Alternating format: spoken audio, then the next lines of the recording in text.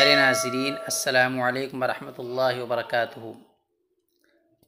آج میں اپنے ناظرین کے سامنے امام اصمعی رحمۃ اللہ علیہ کا ایک زبردست واقعہ لے کر آیا ہوں۔ امام اصمعی کو بالخصوص عرب لغت کا ماہر سمجھا جاتا ہے، اور آپ لغت کے بہت بڑے امام تھے۔ بصرہ میں پیدا ہوئے۔ خلیفہ ہارون رشید نے آپ کو بغداد میں طلب کر کے اپنے بیٹے امین الرشید کا تعلیق یعنی استاذ مقرر کیا۔ امام اصمعی رحمۃ اللہ علیہ کا ایک زبردست واقعہ ہے، وہ واقعہ ہی میں آپ حضرات کے سامنے سنانے کے لیے آج حاضر ہوا ہوں۔ تو واقعہ کچھ یوں ہے کہ مشہور عباسی خلیفہ ابو جعفر منصور نے اعلان کیا کہ جو شعراء طبازات قصیدہ کہیں گے انہیں انعام دیا جائے گا۔ جس چیز پر لکھا ہوگا اس کے وزن کے برابر اسے سونا دیا جائے گا۔ شرط یہ ہے کہ قصیدہ اپنا ہو، کسی دوسرے شعراء کا، دوسرے شاعر کا قصیدہ لکھا ہوا نہ ہو۔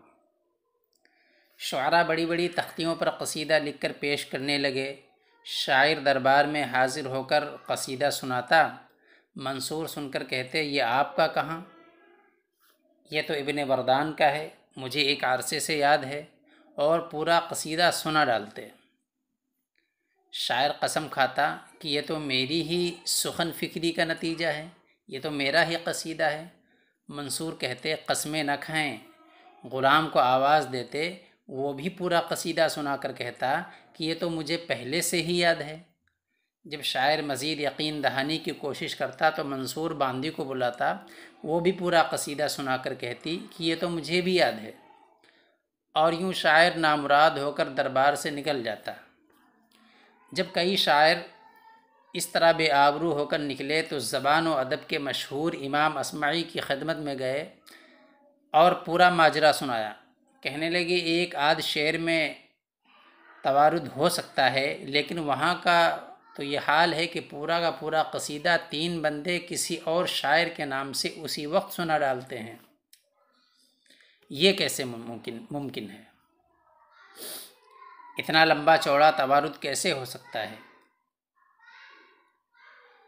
امام اصمعی راز سمجھ گئے اور قصیدہ کہنے دربار میں حاضر ہوئے۔ 28 اشعار پر مشتمل جو قصیدہ انہوں نے دربار میں پیش کیا، وہ نادر لفظوں، دلچسپ ترکیبوں اور آپس میں ٹکراتے حروف کا ایک شاہکار ہے، جسے سنا کر امام اصمعی نے کہا، امیر المومنین، قصیدے کے بارے میں کیا خیال ہے؟ کہنے لگے، یہ پہلے نہیں سنا ہے۔ اعلان کے مطابق شاہی فرمان جاری ہوا کہ جس چیز پر قصیدہ لکھا ہے اس کے وزن کے بقدر شاعر کو سونا دیا جائے۔ امام اصمعی نے کہا، قصیدہ پیتل کی بڑی وزنی تختیوں پر لکھا گیا ہے جو اونٹوں پر لاد کر لائی گئی ہیں، اور اونٹ باہر کھڑے ہیں۔ بادشاہ کی شورا نے کہا، امیر المومنین، اتنا سونا یہ لے جائے گا تو خزانہ ہی خالی ہو جائے گا۔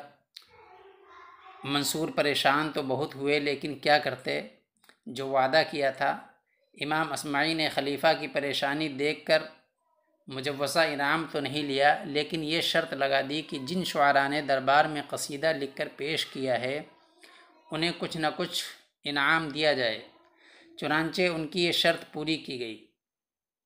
اب اس واقعے کا پس منظر سنیے کہ خلیفہ منصور سبھی شاعروں کو ناکام اور نامراد کیسے کرتا تھا، ان کے قصیدے پر دوسرے شعراء کا نام کس طرح چسپاں کرتا تھا۔ تو واقعہ دراصل یہ تھا کہ منصور عباسی خلیفہ کا حافظہ بہت ذہین تھا، بہت غضب کا حافظہ تھا۔ اسے لمبا قصیدہ ایک بار سن کر یاد ہو جاتا، اس کے غلام کو 2 بار اور اس کی باندی کو 3 بار سننے سے قصیدہ یاد ہو جاتا تھا۔ شاعر جب اپنا قصیدہ سنا کر فارغ ہوتا تو منصور کو یاد ہو چکا ہوتا، اور منصور اسے سنا ڈالتے۔ پھر ان کا غلام اور باندی بھی سنا دیتے، اور یوں تمام شعراء اپنی ہی شاعری سے متعلق شک میں مبتلا نامراد ہو کر نکلتے، لیکن اسماعی کا قصیدہ لفظوں کا ایسا جھمیلا تھا کہ اسے ایک بار یاد رکھنا منصور کے لیے مشکل ہو گیا اور انہیں کہنا پڑا کہ یہ پہلے نہیں سنا۔ یہ قصیدہ عربی ادب میں صوت صفیر البلبل یعنی بلبل چہکنے کی آواز سے مشہور ہے، سنیے اور لطف اٹھائیے۔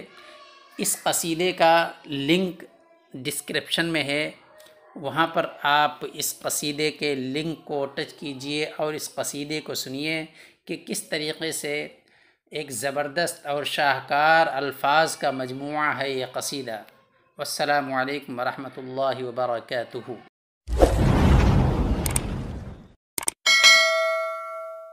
صوت صفير البلبل هيج قلبي الشمل، الماء والزهر مع ملحظ زهر المطل، وأنت يا سيد